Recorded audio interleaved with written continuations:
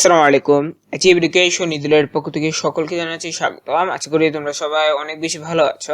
আলহামদুলিল্লাহ, আমিও খুবই ভালো আছি। আজকে আমি আলোচনা করব সপ্তম শ্রেণীর গণিত বইয়ের ষষ্ঠ অধ্যায় সর্বসমতা সদৃশ্যতা এর 139 পৃষ্ঠার এই জায়গাটা থেকে, যেখানে অনুরূপ বাহুগুলো অনুপাত এখান থেকে শুরু হয়েছে। এর আগে আমরা এখানে একটু চার কাঠের খেলা নামক একটি খেলা খেলেছিলাম। তো এখন আমরা এখান থেকে আলোচনা করব, এখানে আসলে আমরা চতুর্ভুজের সর্বসমতা বা সদৃশ্যতা কিভাবে হয় সেটি সম্পর্কে আসলে জানবো। দেখো, এখানে বলা হয়েছে অনুরূপ বাহুগুলোর অনুপাত এবং অনুরূপ কোণগুলো সমান হলে যেমন আমরা দুটি ত্রিভুজকে সদৃশ বলেছি, একইভাবে দুটি চতুর্ভুজ সদৃশ হবার জন্য অনুরূপ কোণগুলো সমান এবং অনুরূপ বাহুগুলো সমানুপাতিক হতে হবে। অর্থাৎ এখানে বোঝাতে চেয়েছেন, আমরা জানি যে দুটি ত্রিভুজ সদৃশ হওয়ার জন্য মূল যে শর্ত সেগুলো হচ্ছে অনুরূপ বাহুগুলোর অনুপাত সমান হতে হবে এবং অনুরূপ কোণগুলো সমান হতে হবে। এই লেখাটা যদি তোমরা বুঝতে না পারো তাহলে তোমরা আগের পর্বগুলো দেখে আসবে। দলগত কাজ আমরা 3টা করেছি, এগুলো দেখে আসলে তোমরা বিষয়টা ক্লিয়ার হবে। তবুও আমি বলছি, অনুরূপ বাহু হচ্ছে একই দিকের বাহুগুলোর অনুপাত দুটি ত্রিভুজের, এবং অনুরূপ কোণগুলো অর্থাৎ একই দিকের কোণগুলো দুটি ত্রিভুজের যদি সমান হয়, ঠিক আছে, অনুরূপ কোণগুলো কি হবে? সমান। আর অনুরূপ বাহুগুলো কি হবে? অনুপাতগুলো সমান হবে, অর্থাৎ সমানুপাতিক হবে। তাহলে দুটি ত্রিভুজ যেমন আমরা সদৃশ বলছি, একটা চতুর্ভুজ সদৃশ হওয়ার জন্য আমাদেরকে দেখতে হবে যে অনুরূপ কোণগুলো সমান কিনা, এবং অর্থাৎ একই দিকের কোণগুলো সমান কিনা, এবং অনুরূপ যে বাহুগুলো আছে সেগুলো সমানুপাতিক কিনা। আচ্ছা, এখন দেখুন, এতক্ষণ আমরা বিশেষায়িত কিছু চতুর্ভুজ তৈরি করলাম। এবারে আমরা বাহুর দৈর্ঘ্য কোণ দেওয়া থাকলে চতুর্ভুজ তৈরি করার চেষ্টা করে দেখি। এর আগের পর্বে আমরা কিন্তু চার কাঠির খেলা অর্থাৎ কাঠি ব্যবহার করে কয়েকটি চতুর্ভুজ তৈরি করেছিলাম। যদিও আমি আসলে কাঠিটা তেমন একটা দেখাইনি, কারণ কাঠিটা আসলে খুবই উল্টাপাল্টার মতো, ঠিক আছে, অনেক ঝামেলার। সেক্ষেত্রে আমি ওইটা দেখাইনি। আমি তোমাদেরকে জাস্ট প্রথমে একটু দেখিয়ে দিয়েছি যে কিভাবে আসলে আকৃতিটা তৈরি করা যেতে পারে কাঠি দিয়ে। পরবর্তীতে আমি কিন্তু বোর্ডে দেখিয়ে দিয়েছি যে কিভাবে আসলে আমরা এই আকার মাধ্যমে এটা করতে পারি। তো ওখানে কিন্তু আমরা একটা জিনিস দেখতে পাচ্ছি যে চারটি বাহু এবং একটি কোণ দেওয়া থাকলে একটি নির্দিষ্ট চতুর্ভুজ আমরা আঁকতে পারছি। অর্থাৎ যে কোনো চারটি বাহু দেওয়া থাকবে এবং একটি কোণ দেওয়া থাকতে হবে, তাহলে আমরা একটা নির্দিষ্ট চতুর্ভুজ আঁকতে পারছি। দ্যাট মিনস আমাদেরকে যদি চারটি বাহু দেওয়া থাকে এবং একটা কোণ দেওয়া থাকে, তার মানে হচ্ছে ত্রিভুজটা হচ্ছে সর্বসম। চতুর্ভুজটা কি সর্বসম, সরি, ত্রিভুজটা চতুর্ভুজ। অর্থাৎ একটা চতুর্ভুজ দেওয়া আছে যার চারটা বাহু, এবং আরেকটা চতুর্ভুজ আছে যার চারটা বাহু। এই চারটা বাহু এবং অন্য আরেকটা ত্রিভুজের চারটা বাহু যদি পরস্পর সমান হয়, এবং যদি একটা কোণ সমান হয়, যে কোনো একটা কোণ, এটা যে কোনোটা হইতে পারে, তাহলে ওই দুইটা চতুর্ভুজ সর্বসম হবে। এখানে আমরা সর্বসমতা সম্পর্কে জানছি। এখন আমরা সদৃশ্যতার একটা নমুনা দেখবো। দেখো, যে কোনো একটি চতুর্ভুজ তৈরি করো যার বাহুর দৈর্ঘ্য 2, 4, 5 ও 6 সেন্টিমিটার। সেটাকে ক্লাসে ধরে দিল। সবার চতুর্ভুজ কি দেখতে একই রকম হয়েছে? তোমার তৈরি করা চতুর্ভুজটির একটি প্রতিচ্ছবি খাতায় এখন। অর্থাৎ আমাকে কি বলা হয়েছে, যে কোনো একটি চতুর্ভুজ তৈরি করা যার চারটি বাহু দিয়েছে 2, 4, 5 ও 6, সেটিকে ক্লাসে তুলে ধরতে বলা হয়েছে। আচ্ছা, তাহলে আমরা এখন আঁকবো যে চারটি বাহু দেওয়া থাকবে 2, 4, 5, 6। তো আমরা আমাদের এখানে যেসব বাহু আছে সেগুলো, যে বাহুগুলো আমরা এখানে দেখতে পাইছি, তো এই বাহুগুলো আমরা লিখে নিলাম। তো এখন আমরা আঁকবো। তো আমরা মনে করি যে প্রথমে আমরা 5 সেন্টিমিটার, তোমার ইচ্ছা মতো, যেহেতু এখানে আমাদের কোণের কোনো ঝামেলা দেওয়া নাই, তো এটা তোমার ইচ্ছা যে তুমি কত কোণ নিবা। হ্যাঁ, তো কোণ তোমার ইচ্ছা মতো। তো আমি মনে করো যে নিচেরটা ধরে নিলাম, যে নিচেরটা হচ্ছে 5 সেন্টিমিটার। কত? 5 সেন্টিমিটার। অথবা আমি আগে একটু নর্মাল দাগ দিয়ে দিব, কোনো পরিমাপ ছাড়া, আন্দাজে। তো এরপরে এখান থেকে সি সমান 5 সেন্টিমিটার মেপে নিব। মেপে নেওয়ার পরে আমরা এখানে বৃত্তচাপটা আঁকবো। তো আমরা এটাকে 5 সেন্টিমিটার মেপে নিলাম। এরপরে আমরা এখানে নিয়ে একটা বৃত্তচাপ আঁকলাম। আচ্ছা, এখন আমাদের এখানে দুইটা বিন্দু হইলো, একটা হচ্ছে এ, যদি লিখি যে এটা হচ্ছে এ, এটা হচ্ছে বি, এ বি। আচ্ছা, 5 সেন্টিমিটার। এখন আমরা কি করব, যে 6 সেন্টিমিটার। তো এখন আমাদের যেহেতু একটা কোণ লাগবে, তো এখন আমরা কোণ চাইলে নির্ধারিত করে দিতে পারি, না নির্ধারণ করে দিতে পারি। তো আমি মনে করি একটা কোণ নির্ধারিত করা লাগবে। এখন আমি মনে করি 60 ডিগ্রি ধরে নিতে পারি, তুমি চাইলে 90 ডিগ্রি নাও, তোমার যেটা ইচ্ছে। তো আমার 60 ডিগ্রি মনে হয় দুইটা বৃত্তচাপ দেওয়া লাগে। তো 60 ডিগ্রি আঁকার নিয়ম হচ্ছে, দেখো আমরা যেটা করব, যে কোনো ধরনের একটা বৃত্তচাপ আঁকবো, ঠিক একই ব্যাসার্ধ নিয়ে আমরা কি করব, এখানে বসে আমরা এখানেও কি করব, একটা বৃত্তচাপ আঁকবো। এটা হচ্ছে 60 ডিগ্রি আঁকার শর্টকাট টেকনিক। এটা 60 ডিগ্রি আঁকার শর্টকাট টেকনিক। যেমন আমি যদি তোমাদেরকে দেখাই 60 ডিগ্রি হয়েছে কিনা, এই যে, ওকে, এই যে দেখো 60 ডিগ্রি হয়েছে কিনা, এখানে দাগটা পড়ে গেছে, এই দেখো 60 ডিগ্রি হয় না কেন, বিকজ আমি এখানে জায়গাটা ভুল হয়েছে, এই যে 60 ডিগ্রি হয়েছে, ঠিক আছে।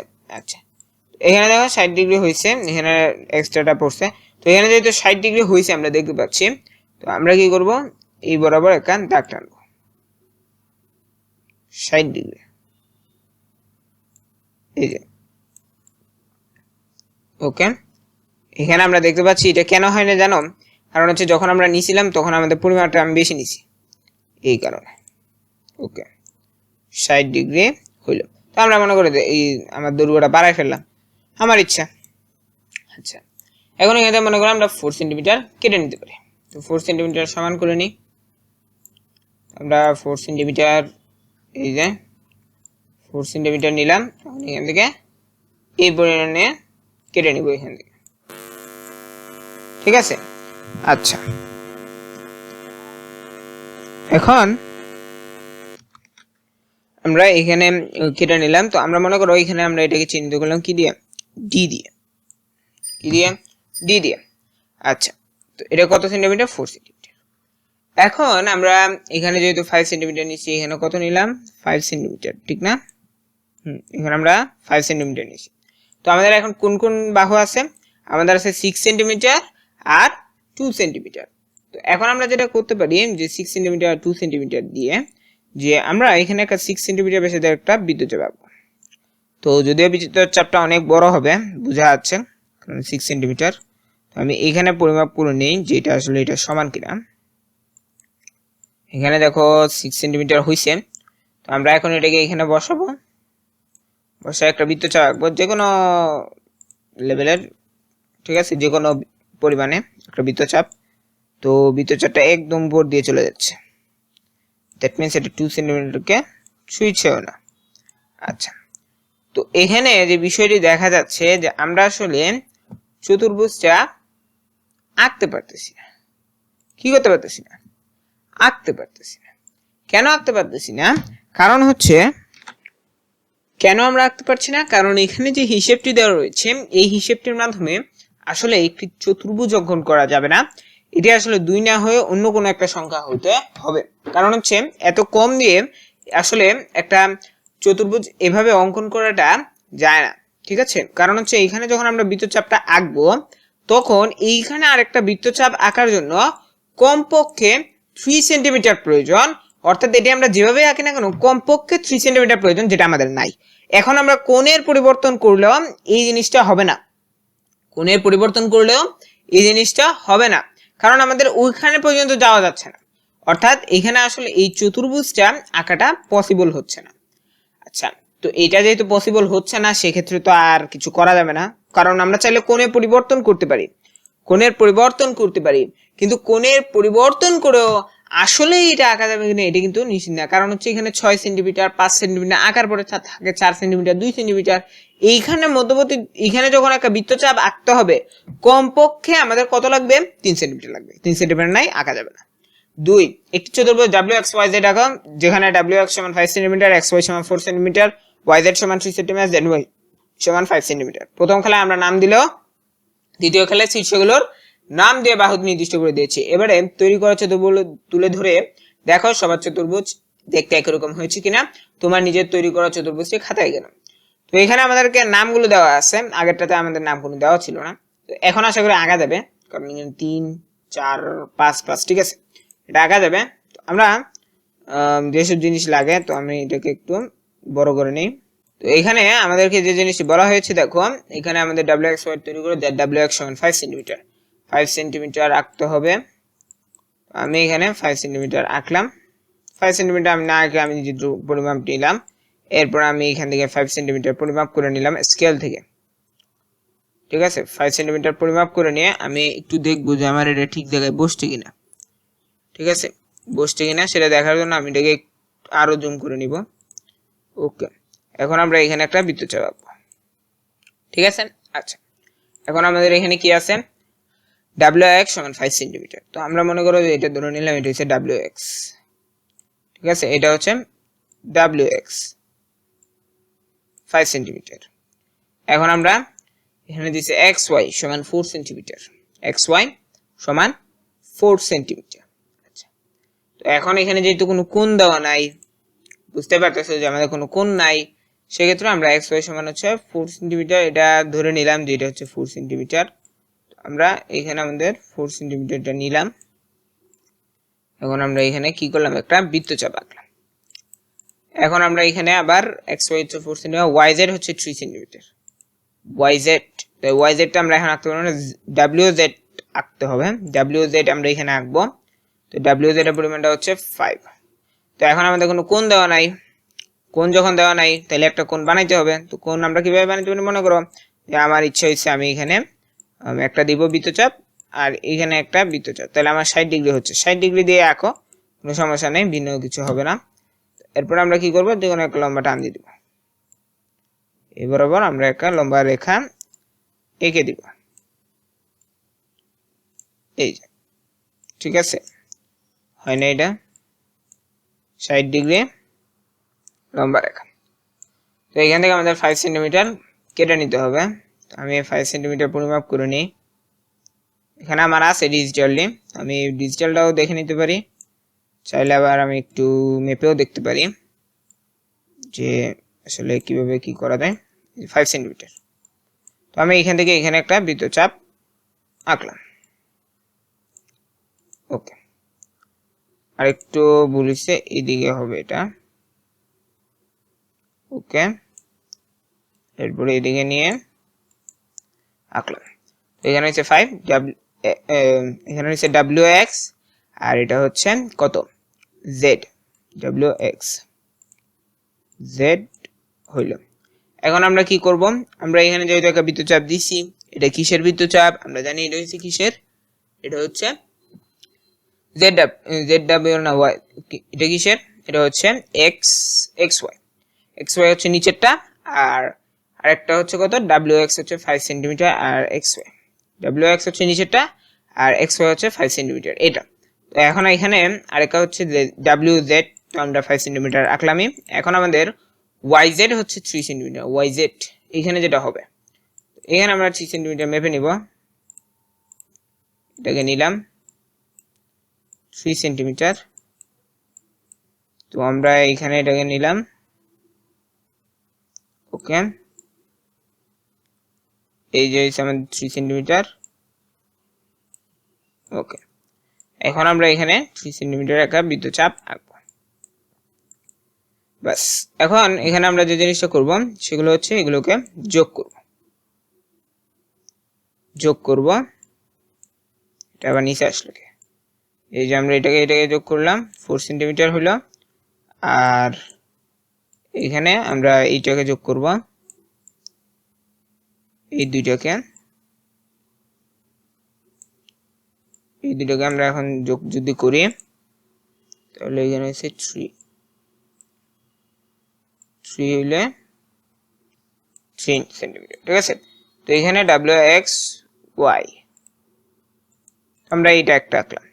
তো এখানে কোণের পরিমাণ কিন্তু ভিন্ন হইলে চিত্রটা কি হইতো, ভিন্ন হইতো। এখানে আমি 60 ডিগ্রি না নিয়ে 90 ডিগ্রি নিলে আরেকটা হইতো, স্বাভাবিক। আচ্ছা, এখন আমরা এখানে বাহু নির্দিষ্ট করে দিয়েছি। এরপরে 3 নম্বরে দেখো, কে এলিমেন্ট চতুর্ভুজটি তৈরি করা, যেখানে কোণ কে সমান 45 ডিগ্রি, কে সমান 3 সেন্টিমিটার, এলএম সমান 4 সেন্টিমিটার, এম এর সমান 2 সেন্টিমিটার, এন কে সমান 3 সেন্টিমিটার। এবার তুলে ধরে মিলিয়ে দেখো সবার চতুর্ভুজ একই হয়েছে কিনা। এখন দেখো এখানে কে সমান 45 ডিগ্রি, অর্থাৎ আমাদের একটা কোণ এখন দেওয়া আছে, কে এল 3 সেন্টিমিটার, এলএম হচ্ছে 4 সেন্টিমিটার। তো আমি কে এলটাই আগে আঁকবো। এখন আমরা যেটা করব যে আমাদের কে এল হচ্ছে 3 সেন্টিমিটার, তো আমরা যে কোনো পরিমাপে একটা আঁকবো, যে কোনো পরিমাপে। আচ্ছা, এরপরে এখানে আমরা 3 সেন্টিমিটার মেপে নিব, 3 সেন্টিমিটার মেপে নিব, এই যে দেখো 3 সেন্টিমিটার। এখন আমরা এখানে 3 সেন্টিমিটার পরিমাপে একটা বৃত্তচাপ আঁকবো। তো মনে করো এটা হচ্ছে আমাদের, আমরা ওখানে দেখতে পেয়েছি যে এটা হচ্ছে কে এল। এখন আমাদের 45 ডিগ্রি কোনটা, কোন কে, আমরা উপরে নিলাম, এইদিকে নিলাম, কত 45 ডিগ্রি, কে হচ্ছে 45 ডিগ্রি, ওকে। আমরা এখানে 45 ডিগ্রি পরিমাপ করে নিই, এই যে 45 ডিগ্রি। এখন আমি এখানে দিয়ে দিলাম। দেখো এখানে এল সমান 3 সেন্টিমিটার, কে সমান 45 ডিগ্রি, এল এম সমান 4 সেন্টিমিটার।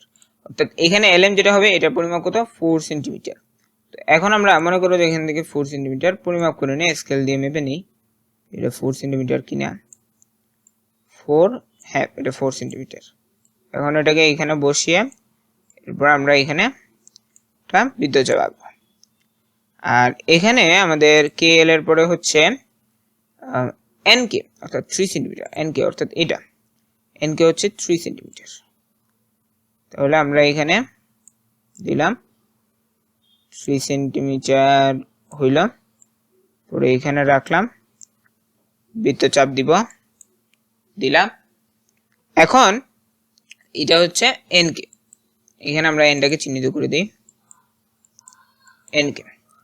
এখন আমাদের আরেকটা হচ্ছে এম এন সমান হচ্ছে 2 সেন্টিমিটার। এখানে যেটা হবে এটা হচ্ছে 2 সেন্টিমিটার, এম এন হচ্ছে 2 সেন্টিমিটার। তাহলে আমরা এখানে 2 সেন্টিমিটার পরিমাপে একটা বৃত্তচাপ আঁকবো। এই যে এখানে আমরা নিলাম, এই যে ঠিক আছে, এই পরিমাপে আমরা এখানে একটা বৃত্তচাপ আঁকবো। ঠিক আছে, এইখানে। এখন এখানে আরেকটা জিনিস যে আমাদের যেহেতু বৃত্তচাপটা ওইখান পর্যন্ত গেছে, এখানে কোনটা ছিল এল, এখানে হচ্ছে এল এম। ঠিক আছে, তো এল এমটা যেহেতু ওই পর্যন্ত গেছে তাহলে আমাদের ওই পরিমাপে এখানে আবার বৃত্তচাপ আঁকতে হবে। আমি এখানে দেখো এই জিনিসটা হচ্ছে, তাহলে এটাকে ওই জায়গা পর্যন্ত নিতে হবে। আমার ওই জায়গা পর্যন্ত নিতে হলে আমাদের এটা সরাইতে হবে, এটা বা কোথা থেকে আসলে যাই হোক। আমি এখানে কি করব, এখানে একটা বৃত্তচাপ আঁকবো এবং ওখানেও যেহেতু এই পরিমাপে আমাদের এটাকে আরেকটু বাড়াইতে হবে। তো আমি চাইলে আমার এটা যেহেতু ঠিক তেমন একটা নাই, সেক্ষেত্রে আমি এটাকে কি করতে পারি, কমাই নিতে পারি। ঠিক আছে, কমাই নিতে পারি। এই যে আমি এটাকে কমাই নিলাম। ওকে, আমি এটাকে কমাইয়ে এখানে রাখলাম এবং এইখানে আমরা যেটা করব যে এটার যে সমান ব্যাসার্ধের আছে, হ্যাঁ এখন ঠিক আছে, আমরা এখানে একটা বৃত্তচাপ আঁকবো। এখন দেখো এখানে একটা হইছে, এই বরাবর একটা হইছে। তো আমরা যেটা করব যে এই বরাবর এটাকে মিলাবো, এই যে এই বরাবর মিলাইলাম। আচ্ছা, এরপরে দেখো আমরা কি করলাম, এই বরাবর মিলাইলাম। ওকে, তো দেখো যে আমি যদি এই বরাবর মিলাই, ওকে, তাহলে এটা কত 2 সেন্টিমিটার। এখন দেখতে পাইতেছো যে আসলে চতুর্ভুজ যেটা হইছে এটা একটা অদ্ভুত চতুর্ভুজ। হ্যাঁ, এটা একটা অদ্ভুত চতুর্ভুজ, এই জিনিসটা অবাঞ্ছিত। ঠিক আছে, এই জিনিসটা অবাঞ্ছিত, এগুলো লাগবে না। আচ্ছা, দেখতে পাইতেছো ত্রিভুজটা একটু কেমন যেন। ঠিক আছে, আসলে এরকমই হবে, কে এল এম এন এরকম ত্রিভুজটা, চতুর্ভুজটা। তো তোমরা সবাই দেখতে পাচ্ছ যে তোমাদের চতুর্ভুজ কিন্তু এরকম হইছে। এখন মনে করো কেউ যদি কে এলটা নিচে না দেয়, অন্য জায়গায় দেয়, তো ওর চিত্রটা যদি ঘুরাইলে এরকমই হবে। আচ্ছা, তো লক্ষ্য করো শুধুমাত্র তৃতীয় খেলাতেই সবার তৈরি চতুর্ভুজ একই রকম হয়েছে, অর্থাৎ তৃতীয় নাম্বারে যে আমরা আঁকছি এটার ক্ষেত্রে একই রকম হয়েছে। এই ধাপের 3টি খেলা থেকে আমরা চতুর্ভুজ তৈরির ব্যাপারে কি সিদ্ধান্ত নিতে পারি? আমরা এখানে যে সিদ্ধান্ত নিতে পারি সেটি হচ্ছে যে যদি আমাদেরকে একটি কোণ দেওয়া থাকে এবং অন্য 4টি বাহু দেওয়া থাকে তাহলে আমরা বুঝতে পারবো যে এটা হচ্ছে সর্বসম। কি হবে? সর্বসম। অর্থাৎ তবে দুটি চতুর্ভুজের সদৃশতা যাচাই করতে আমাদের সবকটি বাহু এবং কোণ পরিমাপ করতে হবে না। আমরা যেহেতু 4টি বাহু এবং কোণ দেওয়া থাকলে একটি নির্দিষ্ট চতুর্ভুজ আঁকতে পারছি, তেমন ভাবে 4টি অনুরূপ বাহুগুলোর অনুপাত সমান হলে এবং একটি কোণ দেওয়া থাকলে বাকি কোণগুলো সমান হবার কথা। চলো আমরা এমন দুটি চতুর্ভুজকে তা যাচাই করি। তো এখানে দলগত কাজ আছে, এই দলগত কাজ আমরা পরবর্তী পর্বে করব। তো এখানে মূল বিষয়টি হচ্ছে যদি আমরা এখান থেকে যে সিদ্ধান্তটা নিতে পারছি সেটা হচ্ছে যদি আমাদেরকে 4টি বাহু দেওয়া থাকে, সিদ্ধান্তটা কোনটা আসলে? সিদ্ধান্তটা আসলে এটাই যে 4টি বাহু এবং একটি কোণ দেওয়া থাকলে একটি নির্দিষ্ট চতুর্ভুজ আঁকতে পারছি আমরা। এটি মূলত হচ্ছে যে আমাদের এইখানের যে সিদ্ধান্তের কথাটি বলা হয়েছে, এই সিদ্ধান্ত কোনটা? এই সিদ্ধান্ত মূলত হচ্ছে এই যে 4টি বাহু এবং একটি কোণ দেওয়া থাকলে নির্দিষ্ট চতুর্ভুজ আঁকতে পারছি আমরা। এটি হচ্ছে মূলত আমাদের এই সিদ্ধান্তটি। তো তোমরা সিদ্ধান্তের জায়গায় কি লিখবে? আমরা যে সিদ্ধান্তে আসতে পারছি সেটা হচ্ছে যে আমি আর একটু হাইলাইট করি, 4টি বাহু ও একটি কোণ দেওয়া থাকলে একটি নির্দিষ্ট চতুর্ভুজ আঁকতে পারছি আমরা। তোমরা এই যেটি রয়েছে এটি তোমরা যদি লিখে দাও তাহলে কিন্তু তোমাদের হয়ে যাবে। তো আশা করি তোমরা বিষয়টি বুঝতে পেরেছো। তো পরবর্তী পর্বে আমরা দলব কাজটি নিয়ে আলোচনা করব। তো পরবর্তী পর্ব দেখা আমন্ত্রণ জানিয়ে আমি আজকের মতো এখানেই শেষ করছি। আসসালামু আলাইকুম ওয়া রাহমাতুল্লাহ।